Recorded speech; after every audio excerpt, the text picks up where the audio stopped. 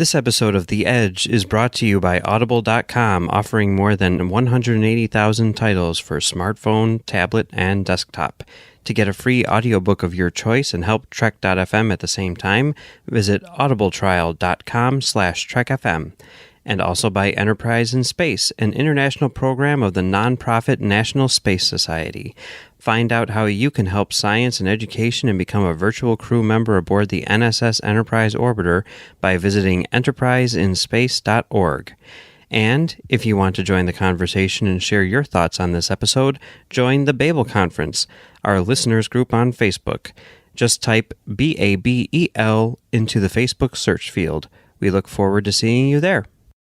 You're listening to Trek FM. What have you done out there on the edge of Federation space?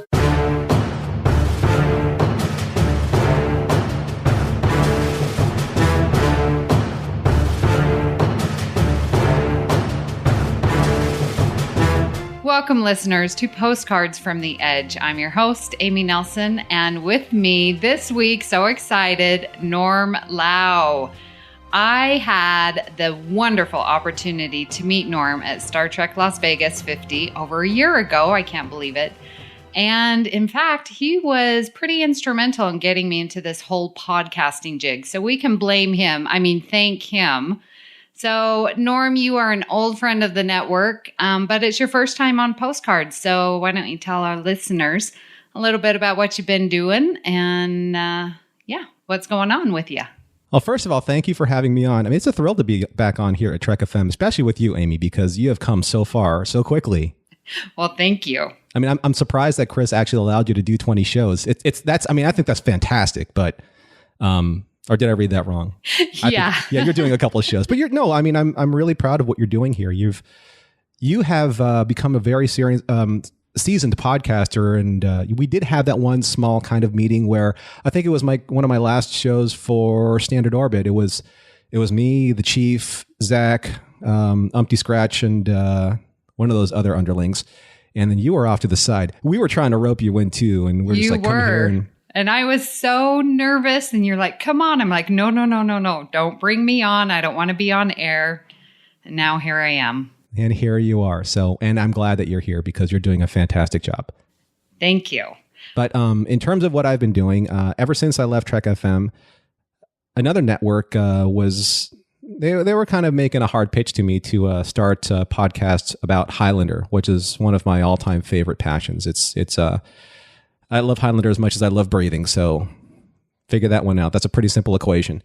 And I do that for the Fandom Podcast Network. The show is called Blood of Kings, and we have just celebrated our 55th episode, and we're featured at a panel at the Highlander 25th Anniversary Convention last weekend in Los Angeles. So that was a real big treat for us. But the podcast is growing, and we have an entire network full of shows, and we just launched a new show that kind of covers a little bit of what we're talking about. It's called Discoville, which covers half of Discovery and half of the Orville, of which you have already been in the tactical chair for us, Amy. Yeah, that is a great podcast, guys. You need to go listen to it.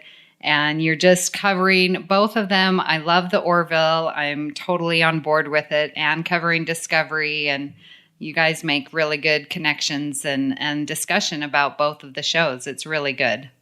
Well, it's fun. It's an interesting kind of world we're living in fandom right now, where when something is kind of introduced like Star Trek Discovery or like the Orville or something new in the genre that we love, it's hard to find really good spaces where people are trying to stay positive and make a positive connection with their fandom. It's something that I think it's a little too pervasive and prevalent in fandom today. And I think that's why a show like this, a show like Postcards, is important, because it allows fans to interact, and I think mostly positively, because the enthusiasm for these shows is there. And I think that fans deserve to have a voice, and you're giving them a voice with this show. So I think that's fantastic. Yeah, well, thank you. You're welcome. Well, that is very good. I'm very glad that you are still podcasting. Again, listen to your shows, and it's just nice to have you. So today we are going to be talking about episode 7 of Discovery, Magic to Make the Sanest Man Go Mad.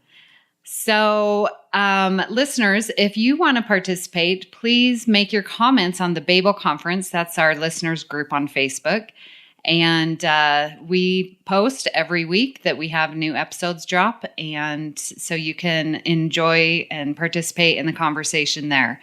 So, Norm, give us, what did you think of episode 7? Well, I posted this on my feed online, and actually I said that episode 7 is so far my favorite episode of Discovery. And I know right now everyone's like, how can you say that? It's this and it's that. It's because it's my opinion first, right? That's right. And I think that actually has merit because it's what I feel. And secondly, because I think that aside from me loving time travel stories, because I'm a big Doctor Who fan, I love time travel stories, I think it was a little bit lighter hearted than some of the previous shows. A lot of the shows so far, every show so far actually has been very systematic in terms of what it's, how it pertains to the overall narrative.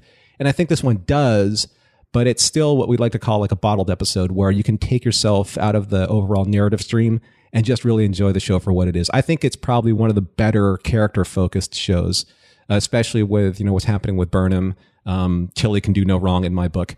And obviously what's happening between Burnham and Ash Tyler, which is right. Cool. Yeah, it is. Yeah. Mm-hmm. Well, I will be on the edge. So listeners, you will get my response and thoughts. So we will just wait until tomorrow for the main show Edge to come on and you can hear my thoughts there. But the listeners had quite a bit to say, and I'll start with a couple of just initial overall thoughts. So Dennis Ballinger said, fantastic episode. I'm so hooked. And Dan McWilliams says, this reminded me of the movie Happy Death Day, except instead of a stranger with a baby mask, you see Harry Mudd. I also like that the loop restarts with a Stayin' Alive remix. I know we've been all about Tyler equals Vogue lately, but this is the episode where I personally am hoping he's not, and he couldn't be unless his objective has nothing to do with stealing Discovery. Rebecca Skipper says, I love this episode. This is one of the best episodes of Discovery, though I fear the next one will be a tearjerker. This is a great standalone episode and Star Trek at one of its finest moments. Karen Kalzer says, really good stuff. This is going well. I wonder how they will transition from war to explore in the future. I find all the characters interesting. Yeah, like you said, this is a really good character development episode. Cornelia Rue, this is my first time commenting here. I'm new to The Edge and podcasts in general. Well, welcome, Cornelia, and thanks for commenting. She says, I like time loopy episodes, for example, the TNG episode Cause and Effect. So this one is no exception. Stamets is probably my favorite characters on the show, already from episode 3 onwards, as I share his viewpoint on science, often being used to wage war instead of exploring and discovering. I missed him last episode and really still want to know what's going on with him. I still don't trust Lieutenant Tyler, though. I don't see how a tortured human who has been starved and abused by Klingons for a while can kill so many of them and fight so efficiently in hand-to-hand combat.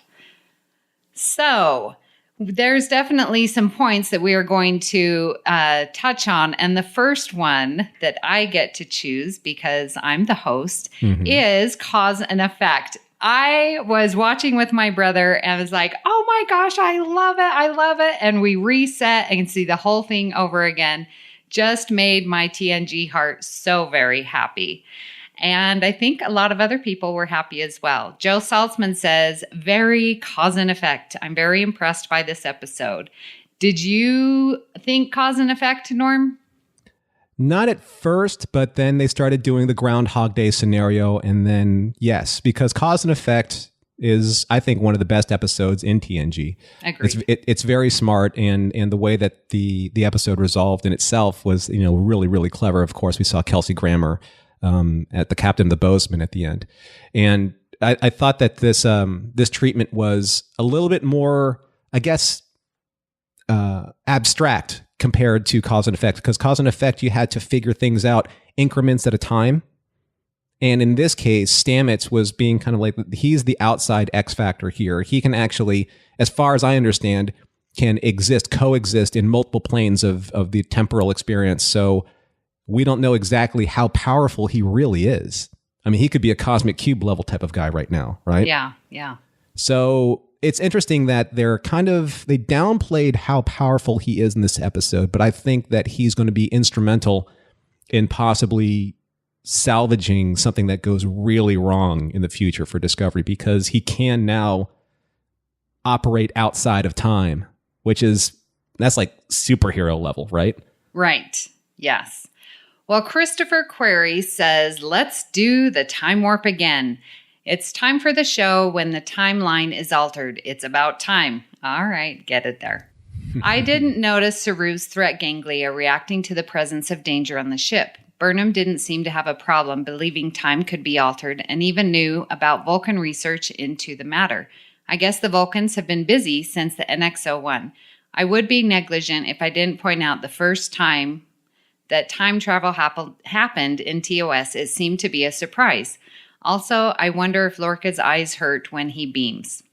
I counted 6 timelines seen, but Mudd mentioned that he had killed Lorca 53 times. Not sure if he's counted the times when he didn't shoot him but just blew up the ship. In any case, there are multiple unseen timelines. It aids in understanding to think of this as slight alterations to the prime timeline. But, to try and be clear, there is no prime timeline. There are multiple realities, some of which lead to TOS, TNG, etc. The Kelvin timeline is considered altered because it will not lead to the TOS or TNG that we know. But timelines have been and will continue to be altered. Whoa. Wow. Yeah. You mind if I jump in here for a second? Because Yeah. I think about these things a lot, especially being a Doctor Who fan and a time travel fan. He's absolutely right. Time travel is really based on perspective. Stick a pin on a map, and that's where this particular perspective is being seen from. So it depends really on whose perspective and what temporal perspective you're seeing the narrative of Star Trek. So I guess if you want to look at it cynically as just kind of like an outside observer or somebody who's looking at it as just strictly entertainment, yeah, I get it. You know, it's not making a lot of sense. There's a lot of wibbly wobbly, timey-wimey stuff going on. But when you think about it in more of kind of like an abstract, so esoteric type of way, yes, once your perception of time has been altered from the point of origin of which you're standing, then all bets are off. It really depends on now just moving forward, or trying to correct something that can't be corrected, or if you correct it corrects something else, and the domino effect and the butterfly theory and all that kind of stuff happens. And, Right. And then, Yeah, and you're right with that. With that perspective, we're taking it from Discovery's perspective. So Right. in that sense, it is going to be our timeline, and that's the one timeline that we're going to follow. Right. Yeah. Well, I mean, that was wow. That's an entire show on itself. But Yes. we have plenty of other people that we that wrote in here. Rebecca Skipper said parts of this episode are taken directly from TNG's season 5 episode Cause and Effect, but I love all of it. Stamets asking Burnham to tell him a secret that he gives to her in the next loop is more clever than Data's use of the number 3. I completely agree with that. I love that. I do. Well, let's get through a couple of these and we can hash that out in a little bit. Yeah. Rob Dickinson said, and 53 times stated -6 show equals 47. There you go. That is Leave the it to the fans. The answer of the universe. Yes. Christopher Lutz says, a fun reworking of a classic sci-fi trope that manages to repeat time while continuing to develop the characters. I thought I wouldn't, but I enjoyed how Michael and Vok. I say Vok, you said Voke. Is it Voke? As far as I know, and as far as what Christopher Jones says, it is Vogue. It's your guys' network, your guys' show. I'll say Voke.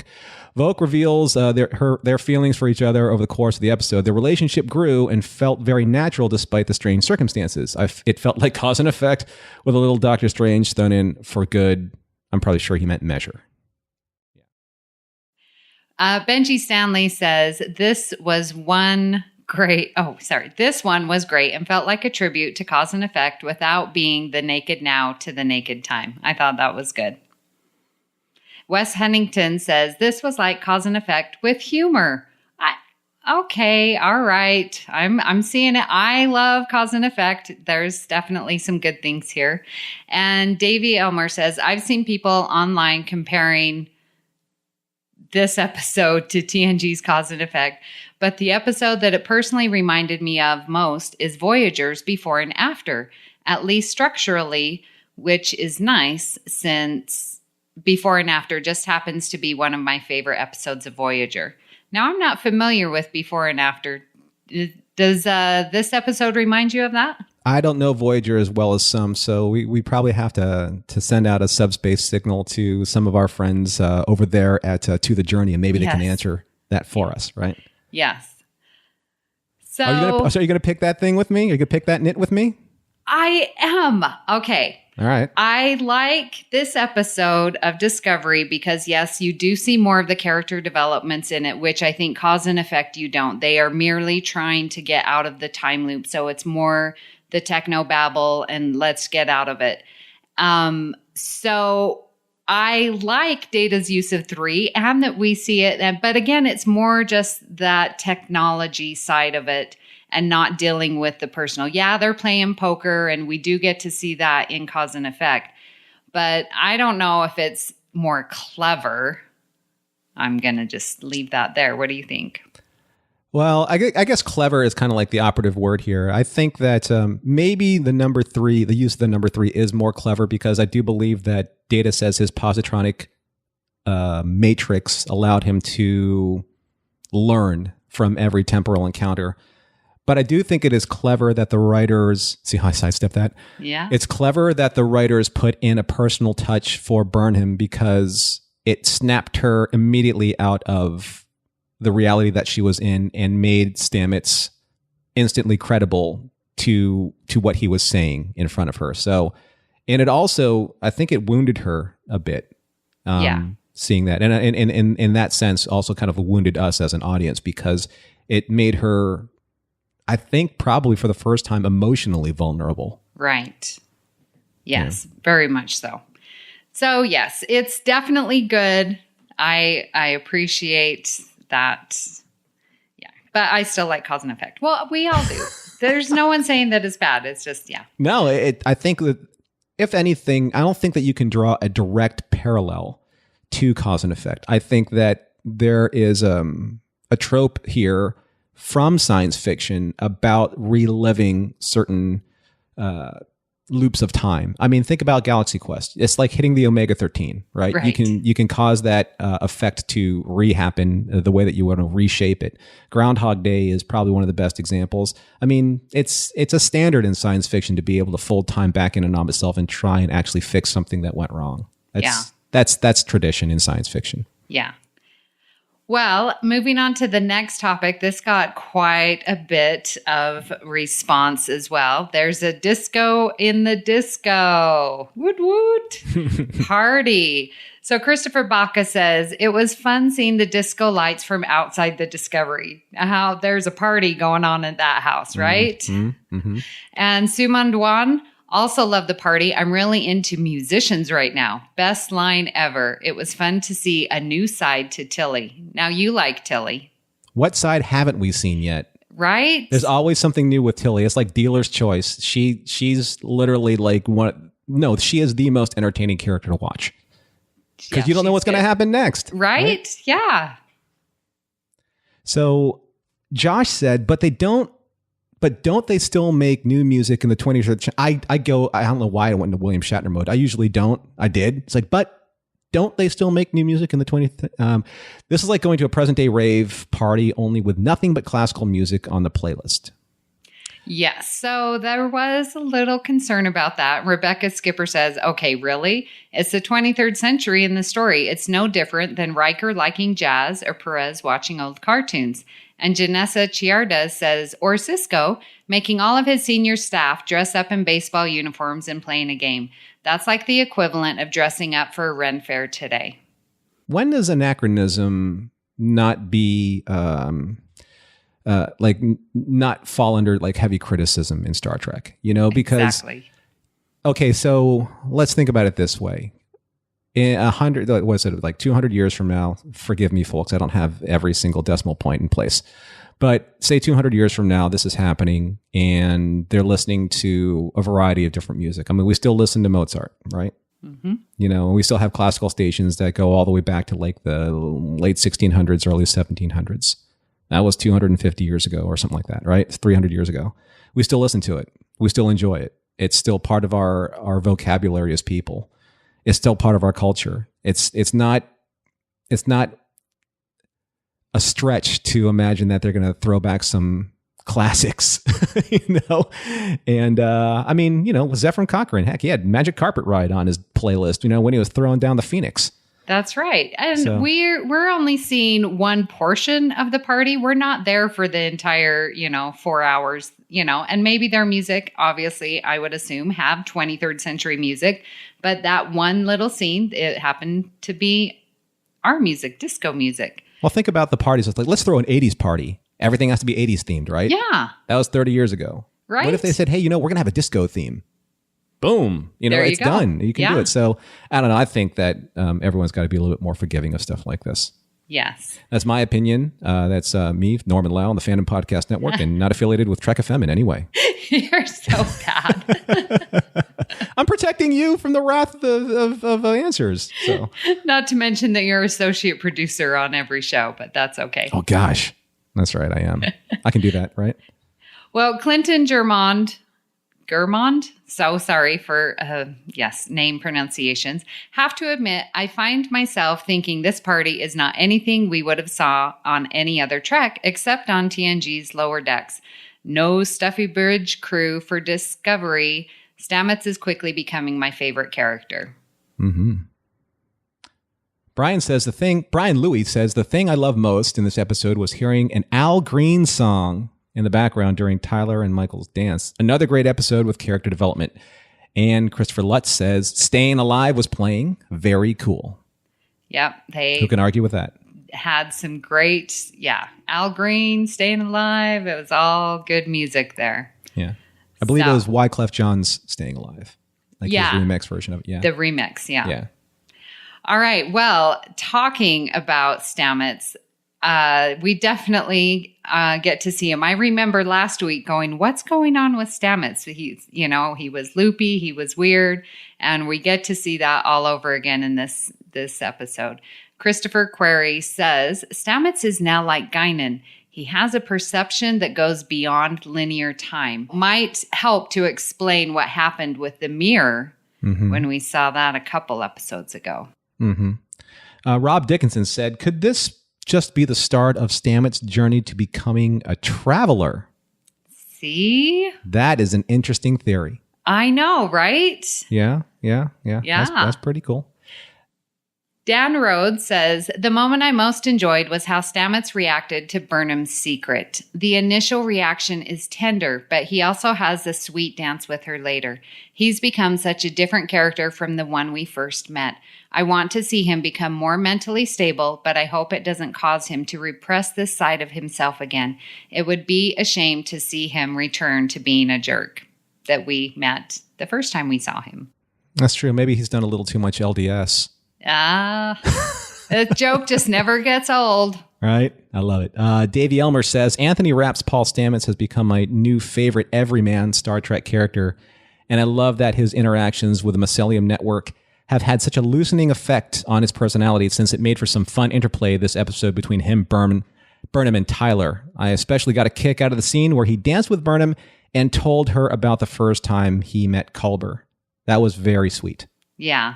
It really was. Yeah. And I love it how she's listening to the story and, Stamets is like, go away. And then he comes and sits next to me. Well, that's not logical. I love Burnham. She's so funny. Who do you think so far has had the greater character arc that you've seen between the two, between, say, Burnham and Stamets? Ooh. That's a tough one because we learned a lot with Stamets, and we're seeing him from where he was to where he is now. Burnham is still dealing with sort of the same issues of logical and emotions. I guess I might have to go with Stamets on that. I think The reason why I asked that, because Tim Cooper says here, I want the old Lieutenant Stamets back. His caustic and know-it-all demeanor added attention to the show that is now missing. these types of confrontational intra-crew relationships are rare in the other Star Trek and the other Trek, and was really making this series unique. And I don't care for this kinder and gentler version at all. Well, we've got the spectrum here with Lieutenant Stamets there. Well, it really depends on which temporal version of Stamets that we're dealing with. Remember, he can exist now outside of time, so he could be a version of Stamets that's always changing. This could be like Stamets version 10, version 110, version 1010. It really depends on where he is in the matrix of time. Well, and you got me thinking actually about this, that maybe he is getting this kinder, gentler because he is going through all these different times, sort of like when Worf did on Parallels, and remembering that and seeing, well, maybe in this timeline, I can see, and he gains so much more compassion that he's going to, hey, don't worry about bumping into me. It's all good. Thanks for the physical interaction. Like, when you have more experiences, you become, generally speaking, more compassionate towards others. And he's interacted probably with a lot more people temporally than he ever has, like as when he was just kind of writing solo with his science, and trying to figure out the spore drive. Right. So he is kind of, he is the wild card in this show for sure. Yeah. Well, on to Mudd. Harry Mudd. I'm very interested. It's been pointed out that I will need to watch a couple of TOS episodes again. I've seen them once. Only two. Yeah, I need to see them again, which I will. But Jared Cooper says, this is one of the best hours of Trek television I have ever seen. Rainn Wilson has become Harry Mudd for me. And I have to agree, since I don't have a personal connection already with the original Harry Mudd. I am loving Rainn Wilson's portrayal of it, and I'm all in. Mm-hmm. Jason Chapman says, my goodness, what a great episode. But my biggest question is where can I get a suit like Stella's dad? I'd wear that every day. Christopher Baca responds, 23rd century Monopoly guy. LOL. Yeah, that was quite the getup for Stella's dad. I think on the Babel conference, someone was like, oh, wouldn't that have been great if they had Kelsey Grammer be Stella's dad? I'm like, nice. That's clever. That is clever. Yeah, for sure. Mm-hmm. Well, our Ken Tripp, as we all know from Standard Orbit, clever and well done. I'm not a fan of temporal anything, so it didn't rock my world. With few episodes a season, I was hoping to jump into the rescue and that adventure. It is nice to see the alignment with Mudd and TOS going forward. Good Star Trek overall. Tony Salazar says, the Stella and Mudd scene in the transporter room is the most TOS thing I've seen on Star Trek since TOS, and it totally works.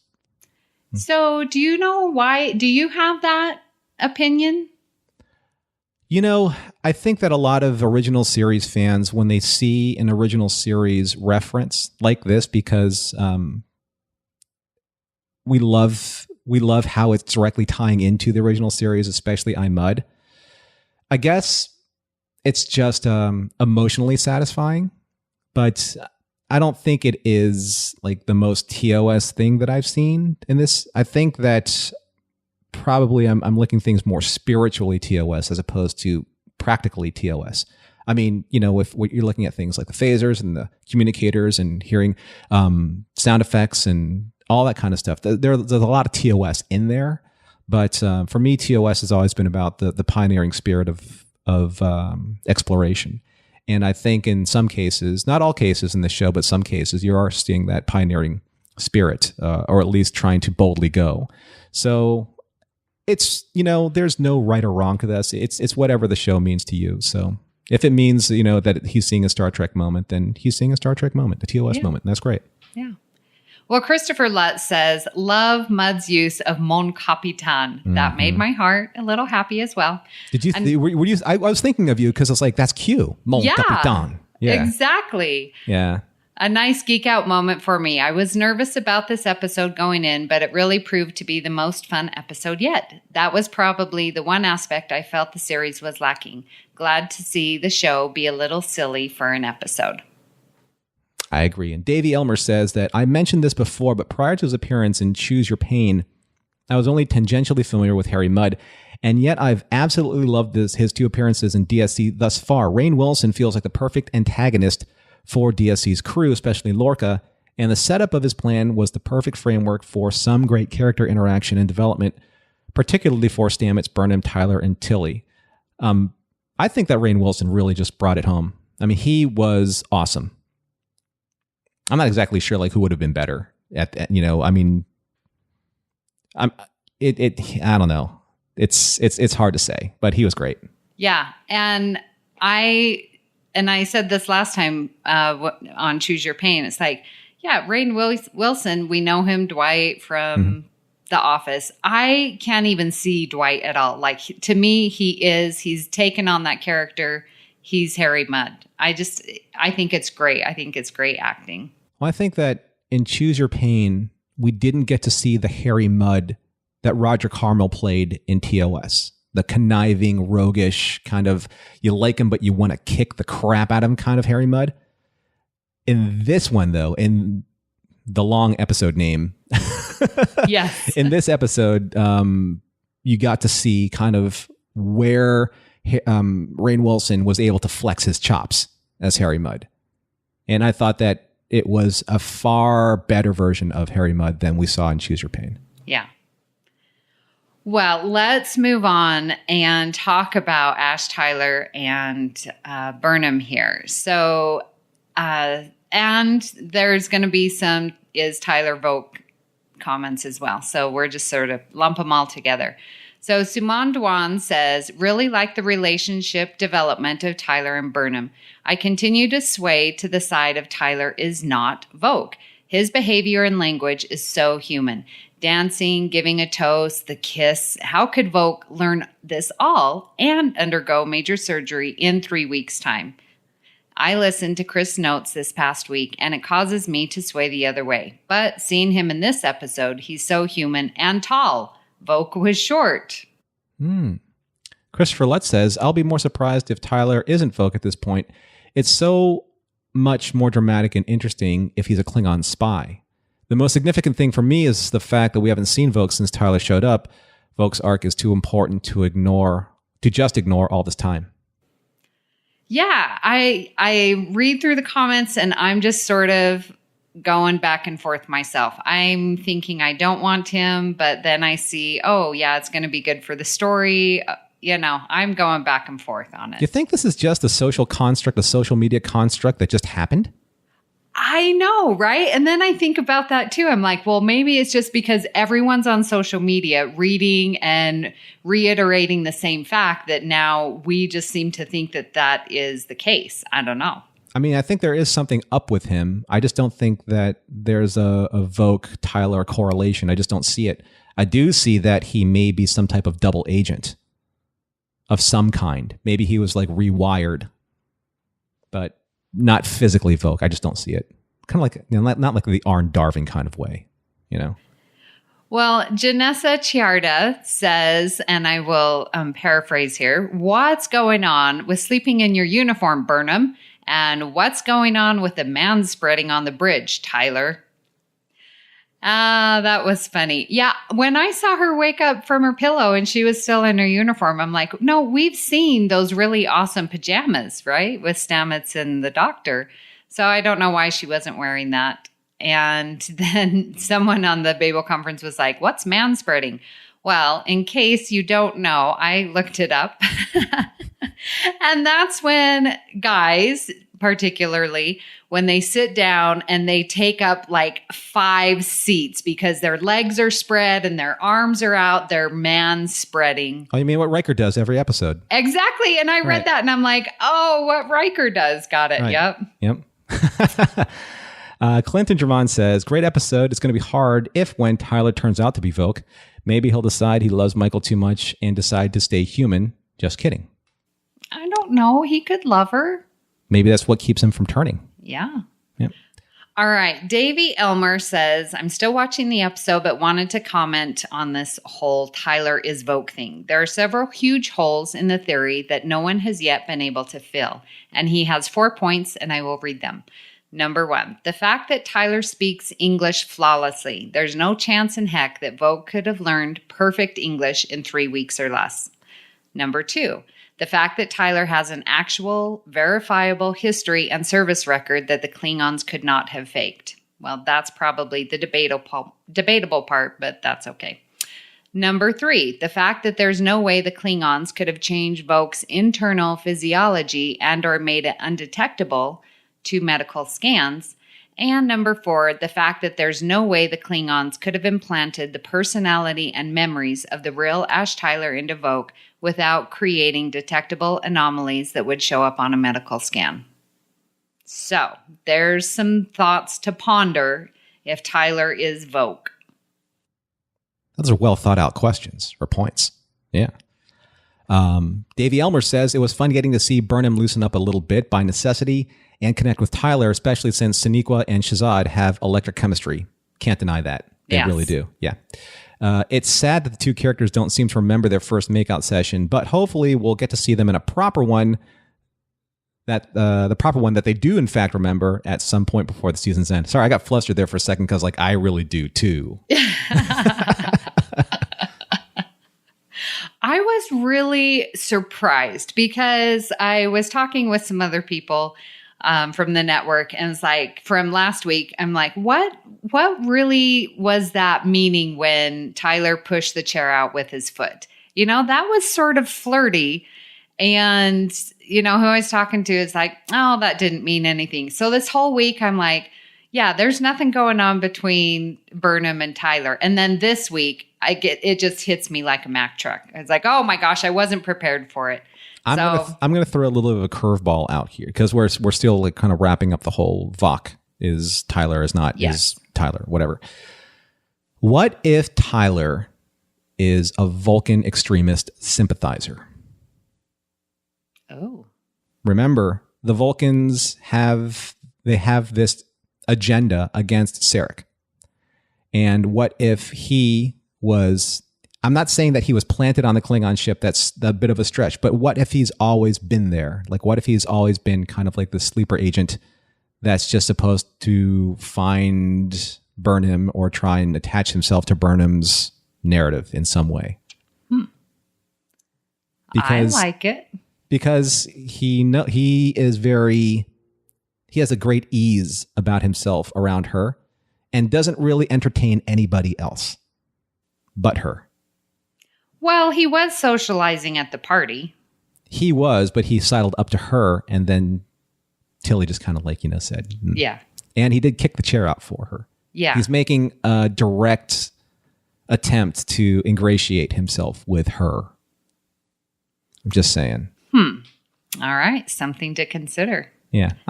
I think that's more plausible than him being a Klingon. All right. So back on track. All right. Well, we have this comment. Oh, hello, Amy and Trek FM folks. This is Dennis Tremathick, and I just finished watching the latest episode of Star Trek Discovery. I'm loving this new show and everything about it so far. This whole Vogue-Tyler situation is kind of strange. Notice during the episode where Tyler was being killed by Harry Mudd with the black matter, he looked at Michael with love in his eyes. Would you look at somebody like that if you are in love and are a spy? But then again, maybe he's been brainwashed. I don't know. I guess we'll find out. James Bond does it all the time. And nobody does it better. Oh, here's one thing, though, I thought that was interesting, is that in the preview, they showed the whole kind of like the water effect when they went into Black Alert. Is that supposed to be still significant?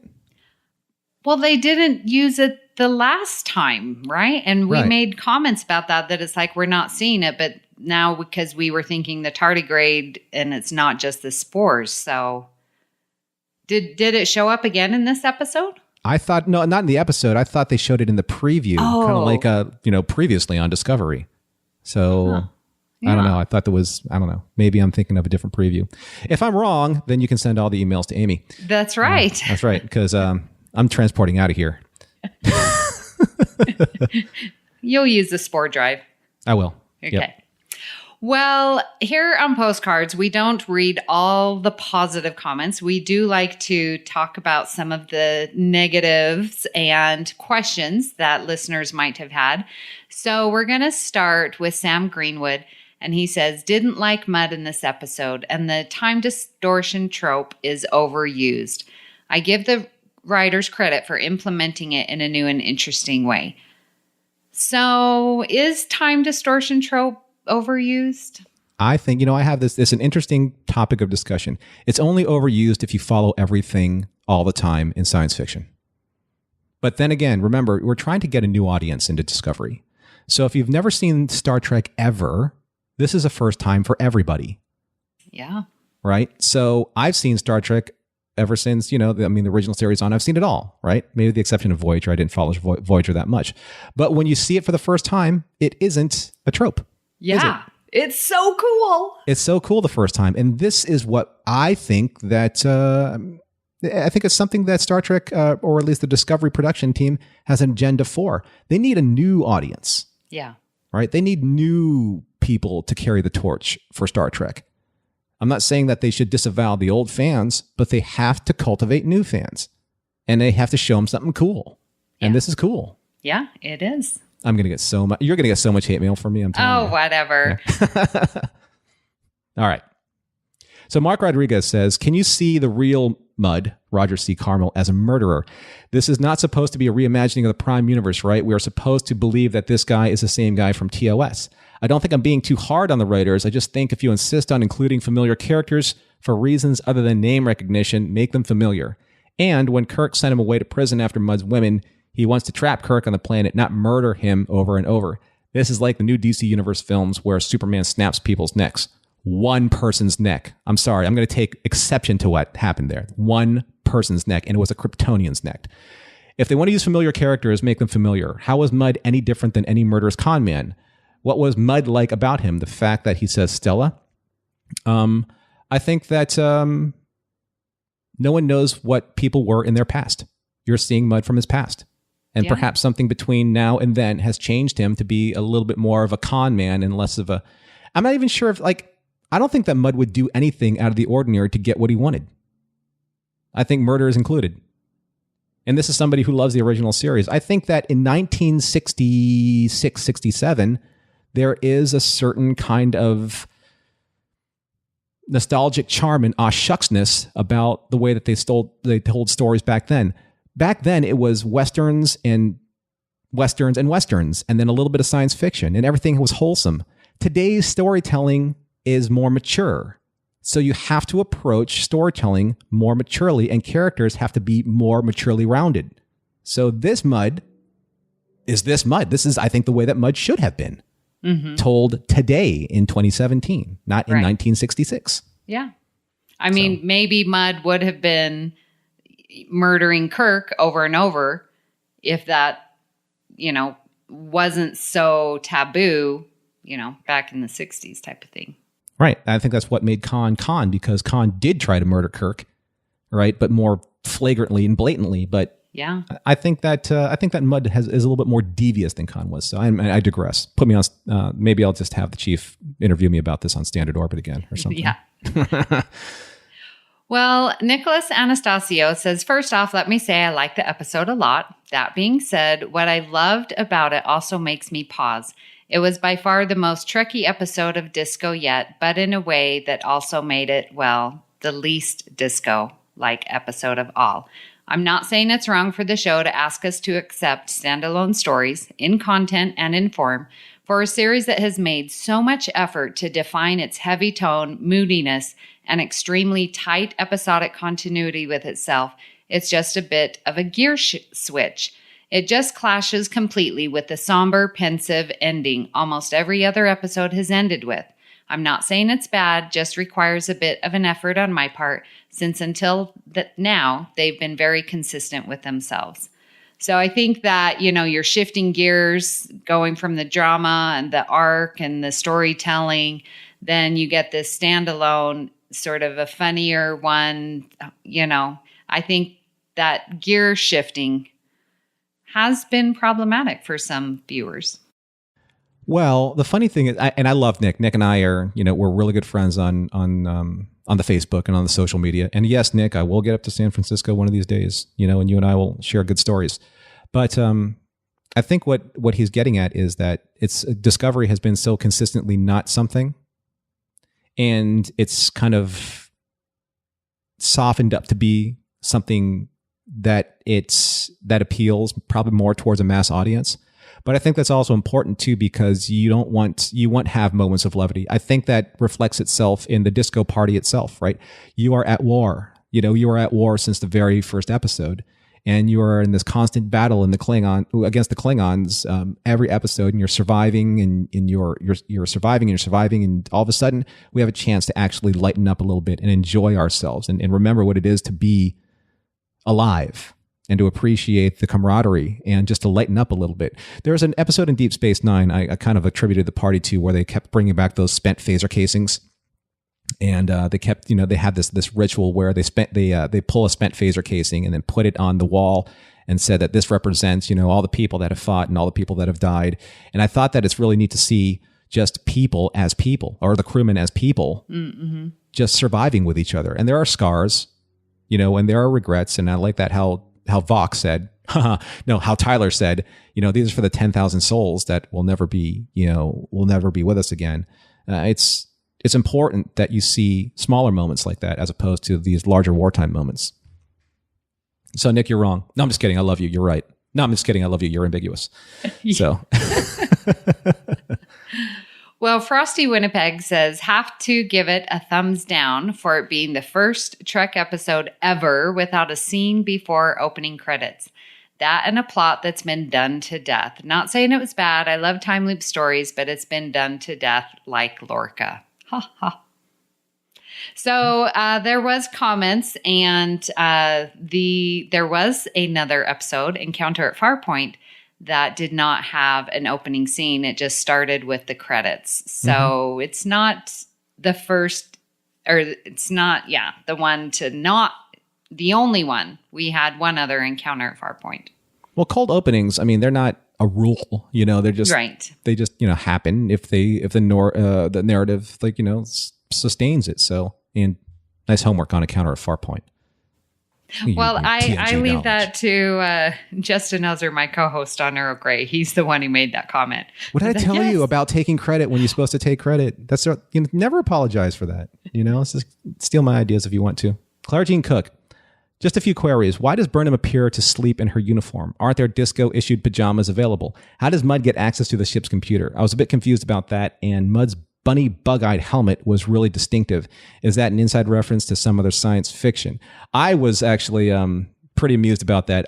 Some theories are that it is an Andorian armor. Yeah, they talked about that on the After Trek. And I have to give credit to the listeners of Postcards, because they recommended that I listen to After Trek. So I did watch it, and they talked about it, that it was Andorian. Yes. The thing was this is a couple times that people have brought up this whole Burnham sleeping in her work uniform. How many times have you fallen asleep in your work clothes? No. Well, maybe when I was young, and I guess maybe when I was her age, but no, I don't sleep in work, day clothes. It's not comfortable. But she's kind of semi-Vulcan. It doesn't matter to her, really. Remember, she's the one who eats logically. She eats logically. So she's going to sleep logically as well? I don't see why not. She didn't even have any covers either. Because she was caught in a moment of thought. Maybe her thoughts prevented her from just, I can't relax. She's going to go to a party. She's freaking out, kind of, in a way. What I was thinking when I saw that, I wasn't thinking that she was sleeping. I was just thinking that she was, had 30 minutes just to lay down and, gather her courage to go to this party. I didn't think that she was waking up from a sleep. Yeah. I just thought it was her resting for a few minutes. Yeah, she was off of her duty shift. And then all of a sudden, what am I going to do? Throw on a party dress? That's not her. Yeah. Right? I don't know. So. And she didn't. She was the only one in uniform. Right. Well, Tyler had his on. Yeah, but he was all unzipped. I know. And man spreading all over the place. Right? Yeah. His uniform was manspreading. That's what I thought manspreading was. It's like, I'm just going to take off my jacket and manspread my jacket open. Exactly. I don't know. I'm not up with the hip stuff, the talk, the LOLs and all that stuff. I'm just All right. So Caspalita Thompson says, so many Trek time loop episodes have a reset button at the end and leaves me shouting at the television. What's the point? Thank goodness the crew remember at least the last iteration, and Stamets can fill them in on the rest. Fair enough. And David Powell says, apparently the change in Stamets was a combination of the introduction of the spores and his awareness of the time loop. He had been through many more time loops than we saw. Mudd told Lorca that the former had killed the latter 50 plus times. Now perhaps we'll see a more stable, if changed, Stamets now that we're back in the time stream. Only time will tell. Yes, time. We don't have time for time. There isn't enough time. Take another shot of tequila. Call back to Troy. Gotta love the Troy. Yeah. Well, there was a few comments, and I did want to include Shoaib Mirza's comment on the space well, the Gormagander? Gormagander. Yeah. So he says, the story remained interesting through each segment, and I love the space whale creature and the reference to the Federation's Endangered Species Act. Score 1 for space animal lovers. Nice to see the crew's progression from using a life form without second thought, the tardigrade, to upholding a more compassionate stance, helping preserve an endangered being. I thought this was fascinating, actually, because there was that point where they were going to ignore intervening on this whale's behalf. And then all of a sudden, Saru says, well, you're going to put the captain in jeopardy. He could be kicked out of Starfleet if he ignores this. I'm like, wow. Go EPA in the 23rd century. I'm like, well, that's amazing, right? Yeah, there was a lot of comments. Well, not a lot, but there were a few comments that was like, well, Lorca just doesn't care. Well, in the grand scheme of things, you take care of it. It's him trusting his officers. You go deal with it. I'm going to trust you 100%. I don't need to hear the details. You just take care of it. So I don't think Lorca was being insensitive or rude that some people were thinking, because in my mind, he was trusting his officers. This is a very small thing for you to do. You can handle it, and I don't need to know anything about it.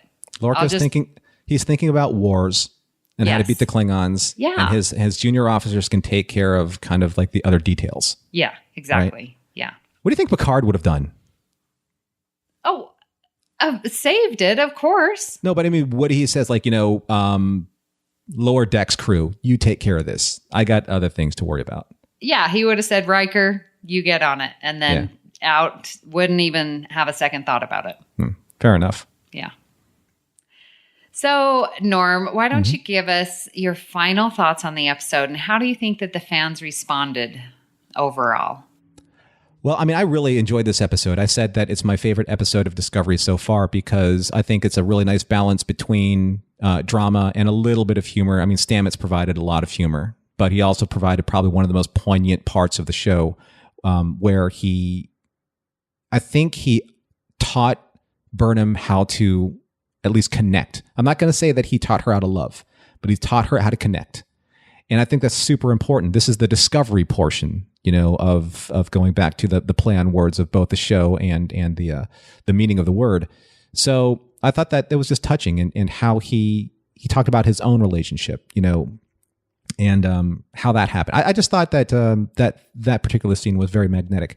I think that like all things, I think the audience response is the audience response. It's nice and varied, and seeing things myopically isn't the best way to see things. Seeing things through a prism of opinion is fantastic. I think that seeing everyone's take on it is really refreshing. And I don't really hear a lot of negative, just a kind of a lot of this doesn't fit right for me or that doesn't fit right for me, but not a lot of I'm turning this off and I'm never paying for CBS All Access again. That's not what we want to hear.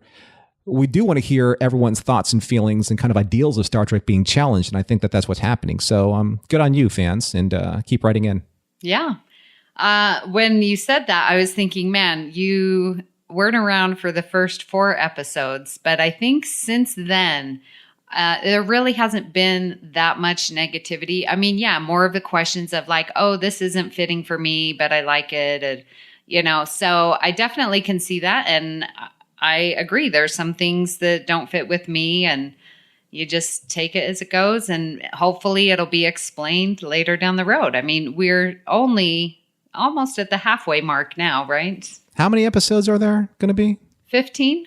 Okay, yeah. So we're at the point of no return here. Yeah, in a way. So, but promise me, you don't have to promise me, but I'd love to be on when Voke turns. I mean, into Tyler or into Voke. Oh yeah.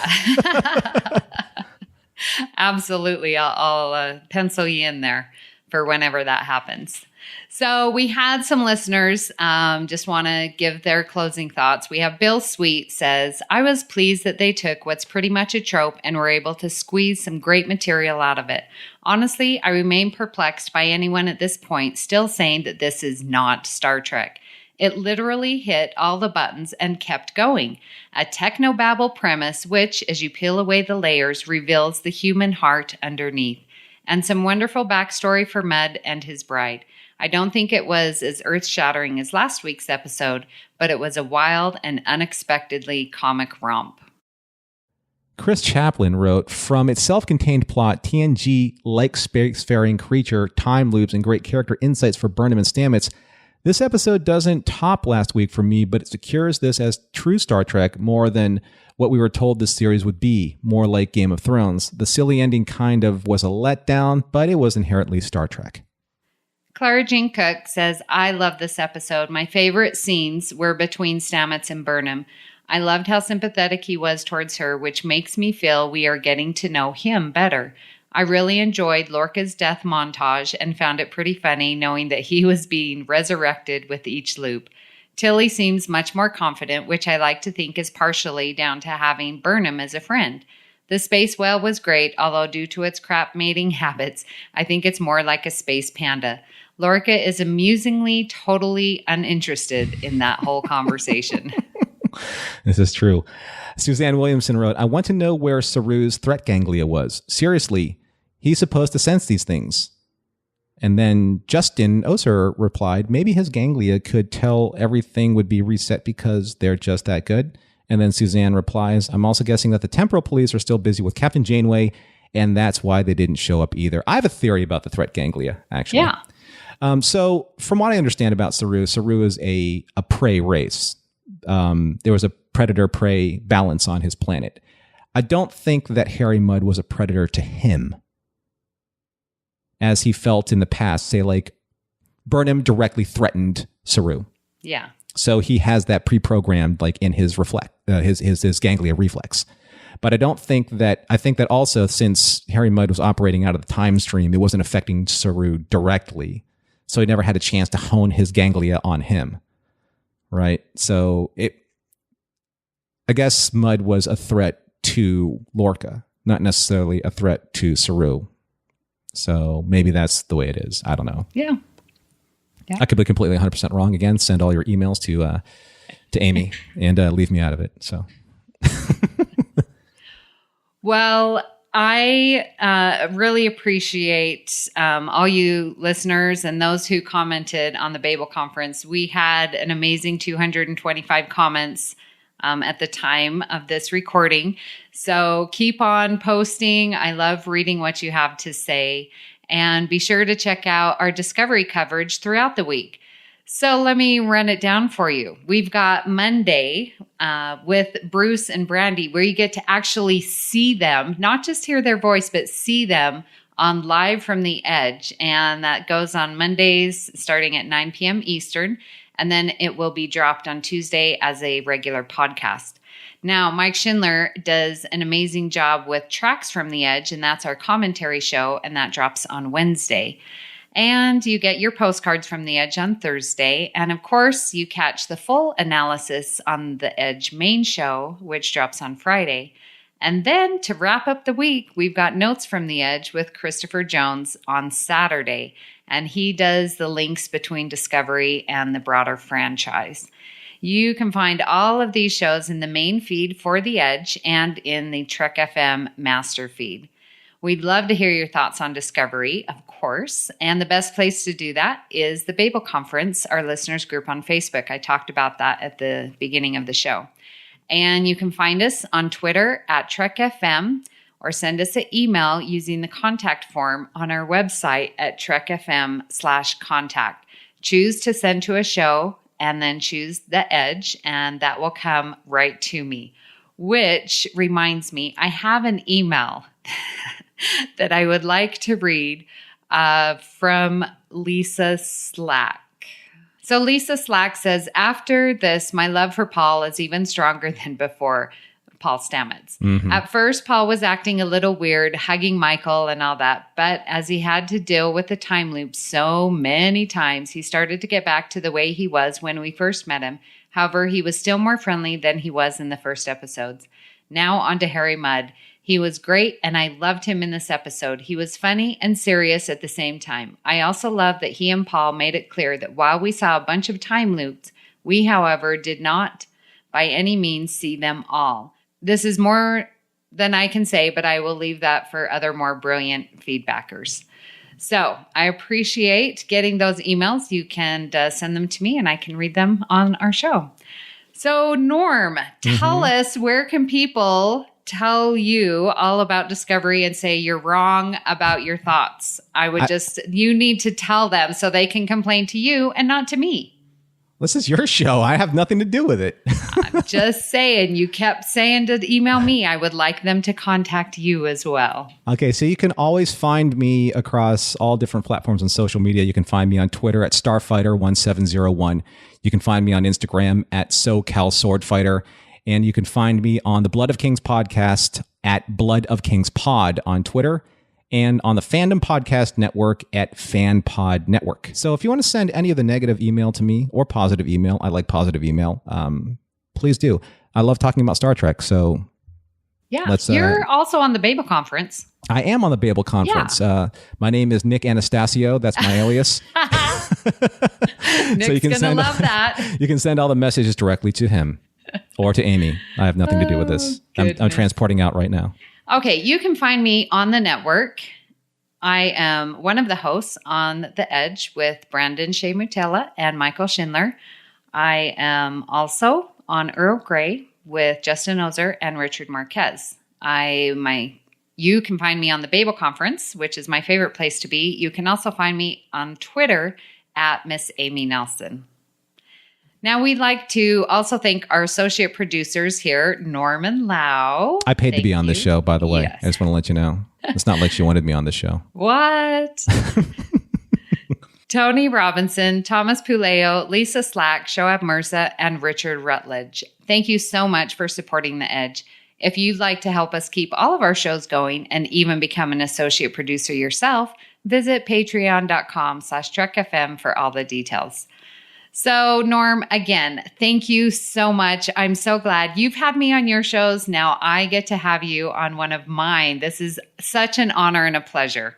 You're being far too sweet. Thank you, Amy. I'm really glad that you found your foothold here at Trek FM, and I love being back here on the network. And say hi to everyone for me if they're not listening to Postcards from the Edge, which you should be listening to, all of you hosts here on Trek FM. I can say that now because I'm actually talking outside the network. But thank you again. It really is a pleasure to be back on, and I hope that your listeners enjoy the show. Yes. Well, they will with you on there and your lovely svelte voice. Yes.